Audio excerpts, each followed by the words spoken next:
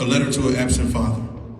Dear Dad, aka the father I never had, this is from the son you never knew. Hey, what's up, man? How are you? It's been so long since we spoke. What you been up to? Damn, I really miss you, dude, and I hate the memories I recollect are so far and few, but anywho, I hope life has been swell and it's treated you well. If not, I can relate because it's giving me hell. Going day after day, week after week, wondering why you don't care that we don't speak, or how you choose to not bother to be a father to your sons and daughter, and the only memory embedded in me is trying to determine if you're the enemy, and yet you walk around like in this life you have no stress or regrets that in the exam of being a dad you failed the test by not showing up and missing us growing up.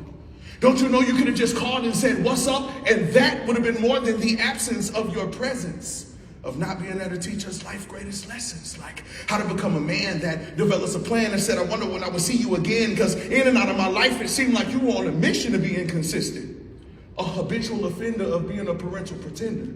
Page 2.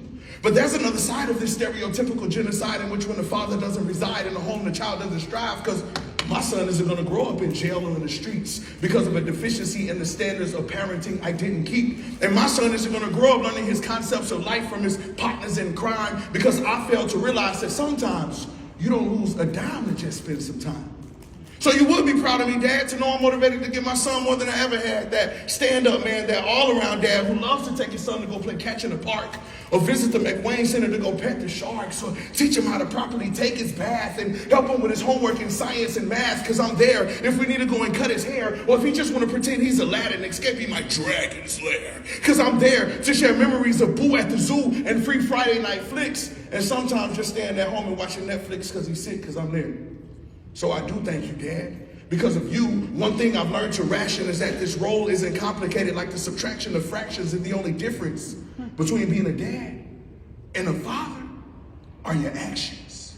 So in closing, I do pray that as your circle of life grows complete, and in that moment in time when you find yourself on your knees, reminiscing and praying to the Lord Almighty, the supreme power that be, Dad, I hope this letter gives you exactly what it's given me, and that's peace. Sincerely, the son you never got to know.